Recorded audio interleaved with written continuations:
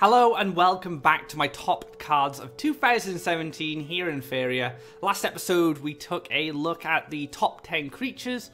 This episode we're going to take a look at the top 10 events. Now I picked the events based on their power level, but also how they've helped influence archetypes and shape the metagame. There are cards in here which have been nerfed recently, but I still feel they deserve their spot on my list because of how much influence they had during the year, but also because some of them are still very, very powerful. So let's get into the list and take a look at my top 10. At number 10, we have Firestorm, a 6 Faeria event that does an area of effect, global free damage to all your opponent's creatures. And the reason I picked this card is because in the right moment, it is very, very powerful. And it was one of the cards that actually tamed Blue Jump when it was running rampant. Now, Red Combat has utilized this card in the past. We've also seen mid-range Red use this card. It's never really been used in Red Rush, but no surprise, it does cost a lot of mountains. But this has been a really good answer to those boards that develop too fast, or those boards that are really small creatures, like the Battletoads, and you could even say some of the green-yellow sacrifice stuff. Firestorm is a fantastic check to that, and I think this card is always going to be quite powerful. Now, Firestorm does have an alternate version in Garadan, which also provides a 6/6 creature as well. You could argue that Garadan is better than Firestorm in some respects, but I think that Firestorm has more places in decks outside of just your generic red deck. So any deck can really use Garadan, but only red can really use Firestorm as effectively as possible, because it has to build those 3 mountains, and some decks don't even want to go there. And one deck that did start using this towards the end of its life in its highest competitive form was Crackthorn Beast. The Crackthorn Beast deck started using the Firestorm, like a one-off Firestorm, to help check those blue jump and those yellow tempo decks. So Firestorm, very strong card, and I can see it still being used in 2018. At number 9, we have Soul Drain. Now, this could have been Cypher's Wrath, but I decided on Soul Drain because red already has a lot of damage-based removal from hand, event-based cards, but yellow, on the other hand, doesn't really have that. They have the Soul Drain. Now, that's it, really. Wind Soldier is a creature, which does act as removal, but unlike Soul Drain, is not global. It can't just hit anything on board. And the one beautiful thing about Soul Drain is you get to gain life back as well, which could be very important in very specific situations. Now, Soul Drain does feature in many yellow builds, but where it probably is shined the most is within yellow event / yellow tempo, being able to empower the Windstorm Charger with the Soul Drain, making sure you can clear big threats, but also reduce the cost of that Windstorm Colossus. So Soul Drain gets my spot at number 9 because it's just basically global removal from hand for yellow. At number 8, we have the Empress Command. When this card came out, every deck was running it, just because it has so much utility and it's very cheap. So you can give a creature -2/-1. This is really good if you want to take care of a creature and live to tell the tale, you know, because you can reduce its attack value, making sure your creature doesn't die in the combat. It can also be used as spot removal for any creature that only has 1 life. -1 life means that's a dead creature. Deal free damage to a structure. Now, this actually becomes more relevant as Oversky comes out because of the Crystal Flower. Being able to snipe those Crystal Flowers and unlock your creature from its prison was also very powerful. But another thing this card did was check Forbidden Library. Forbidden Library was very, very powerful at one stage during Faeria, very annoying to deal with, and then Empress Command gave us a tool to deal with structures if they got out of hand. Last but not least, gain 4 life as well. This is all in one card. This is why it's so good. You can just top your life back up. Very good for racing your opponent or just stopping your opponent from rushing you down. So Empress Command, although we don't see as much as we used to, when this card first came out, it was absolutely incredible just because of how much utility it provided. At number 7, I've chosen Elderwood Embrace. This is just a very solid event card that gives you power to your creature. You get +2 attack and +4 life. So this is a great combat trick if you're trying to win a combat with a creature and you need that extra push to make sure you take that creature out. Elderwood Embrace has been perfect for that, and it even extends your life as well, so your creature could survive the conflict after playing the Elderwood Embrace on it. And this card is featured across a lot of different decks. Green-Red Crackthorn use this a lot, empowering those little axe grinders or those underground brigands, along with their bigger creatures like Ground Shaker. And you also have this feature in mono green a lot, simply because it's just such a solid card and can push the already bulky creatures to much higher stats. So it's just a very solid card. It does what it says on the tin, gives your creature a power up, and this should help your creatures win combat. At number 6, we have the event card Frogify. This is a really powerful event because it transforms any creature into a 2/2 frog, making them very manageable. And this card reigned terror in the blue jump meta because blue had a lot of small creatures that can move around the board very easily. And if you ever needed to set up a good defense in a creature, blue would often just Frogify it, take care of it, and resume doing what they want.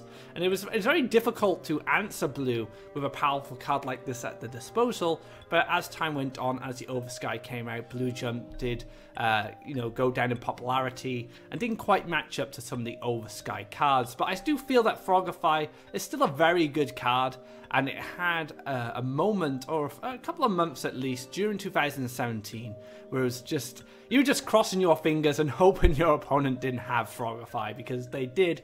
It was very hard to come back from that situation.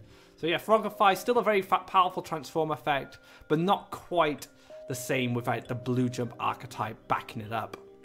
At number 5, we have Flashwind. This card has enabled so many tricky mobility plays in the past, it is unreal. It has been tamed. It used to only cost 2 deserts, but now, since the nerf, it costs 3 deserts, so you can't do this early anymore. And that was one of its powerful applications, yellow events and yellow tempo, using this card to move around the board in the early game and get rid of creatures that were kind of in a defensive position out of their reach, and then the Flashwind would come down, and all of a sudden your creature that you were hoping would stay alive gets taken out by a charger or something like that.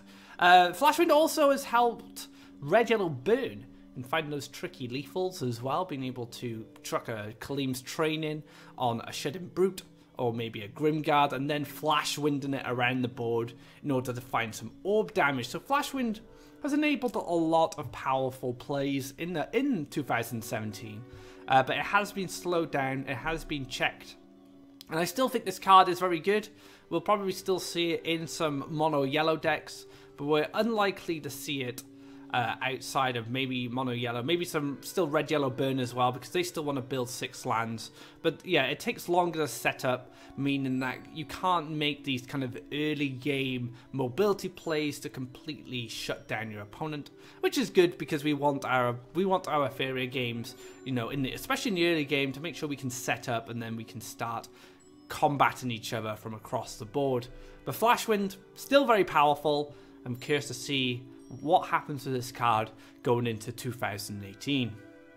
At number 4, we have Kaleem's Prayer. This card has enabled Yellow Rush to completely terrorize people for a very long time. Being able to draw a card and gain Faeria when you hit your opponent's orb is very powerful, especially in a deck that has a lot of haste creatures that cost very little, so you can get additional Faeria to play more threat. So keep digging deeper into your deck to find those cards you need. And the additional Faeria is also very powerful. Gaining those extra Faeria points to spend also means you don't have to collect off the wells, which means you can continue to make that aggressive avenue down the middle. Now, Kaleem's Training has also featured in other decks in the past. We've seen Kaleem's Training featuring Yellow Tempo that used the Sagittarius and the Zealous Crusader, but that deck didn't last very long. It's only in recent times actually that Yellow Rush has made its return to kind of check the more greedier decks like the green-blue ramp decks. But Kaleem's Training will always be a part of the Yellow Rush package. I cannot see this card being replaced simply because it is very, very powerful. At number 3, we have the Gift of Steel. Now, Gift of Steel helped define the red combat archetype that was incredibly powerful during 2017. Now, I think there's one thing to consider about red combat. It may have seemed like it picked up during Oversky, but it was actually before Oversky that this deck became very powerful. It was used in one of the monthly cups to win. I believe it was Arianel actually who took a monthly cup with red combat control. Then during the Oversky, we saw it really pick up in speed and popularity. And Gift of Steel is just such a powerful card. +3 attack to a creature as a standard ability, but if that creature has a combat ability, it gains an additional free life. We are in 6/8 underground bosses running around the place, gaining additional Faeria from combat and being absolute nightmares to deal with. Now we still see Underground Brigand being used with the Gift of Steel. Underground Boss did get nerfed. It's not being used as much as it used to be, but being able to gain Faeria and live and maybe gain more Faeria from additional combat was incredibly powerful, and Gift of Steel definitely helped with that. Now, this card could get even stronger depending on what combat creatures are printed in the future. So Gift of Steel will always feature in combat-based decks simply because it's such a great power-up. And I actually do believe this card is a better power-up than Elderwood Embrace if it's used on a combat creature. Now, Elderwood Embrace obviously doesn't have any requirements, it just gives you that flat 2/2/4. But I think +3/+3 is a much more well-rounded stat line. You get that defensive stat, but you also get that extra bit of attack value as well to help you clear those creatures. So Gift of Steel goes at number 3 for me just because of how it helped shape the metagame with the red combat archetype.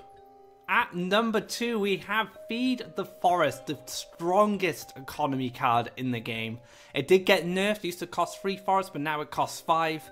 Destroy a friendly creature, gain Faeria equal to its life, and draw a card. Now in my top creatures, I discussed how Living Willow was one of the main cards you'd combo with this, but the fact that you can use this on any creature and gain Faeria and card draw is very, very powerful, because sometimes it doesn't even matter how much Faeria you gain. Sometimes you just need the cycle. Other times you can just sacrifice someone with about 4 life and you're happy for the free Faeria refund and the cycle. So Feed the Forest, still a very, very powerful card. It did get checked by its land requirement, so we don't see this being splashed in a lot of decks anymore. Dompork was using the Willow Feed combo in Green-Yellow Sacrifice 2 monthly cups ago, so just going to show how powerful that combo is to feature in a deck like that, which didn't even use it in the past. I think we all came to identify that if you needed to come back into a match, Willow Feed the Forest was your ticket. Now, Feed the Forest still features in the blue-green ramp decks. You know, you're still land ramp, and you're going to get to 5 forests, so it's still fine to use that there with the Living Willow. But mono green is probably going to use this card the easiest, especially with the Faeria Golems as well. But we've even seen blue-green ramp start and use Faeria Golem, and I guess the logic is if you're going up to 5 forests, you might as well build the Faeria Golems as well. But yeah, Feed the Forest, very powerful economy card, gain bursts of Faeria, draw more cards, can't ask for much more when it comes to Feed the Forest. Last but not least, at number 1 is going to be Flame Burst. This card is so powerful, and there's not a lot of cards like this in the game. And what do I mean by that? Flame Burst is free damage from hand, and it can hit your opponent's orb. So Faeria is a game about the board, right? You build your board up, you get close to your opponent, and then you finish them off. Flame Burst breaks the rules in that respect because you can use Flame Burst from hand to deal free damage to your opponent.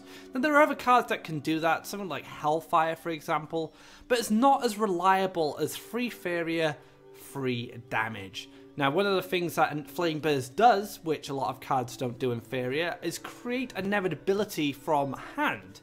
Now, like I said, Faeria is a game about the board and getting your creatures close, but the thing with Flame Burst is you must respect the fact that your opponent can kill you from hand with enough Faeria. Now, all you need is 9 Faeria to deal 9 damage with free Flame Burst. That is almost half your total life in Faeria. So that's why Flame Burst is number 1 for me, because there's no other card in a game like this right now, and it's just so powerful because it can target creatures as well.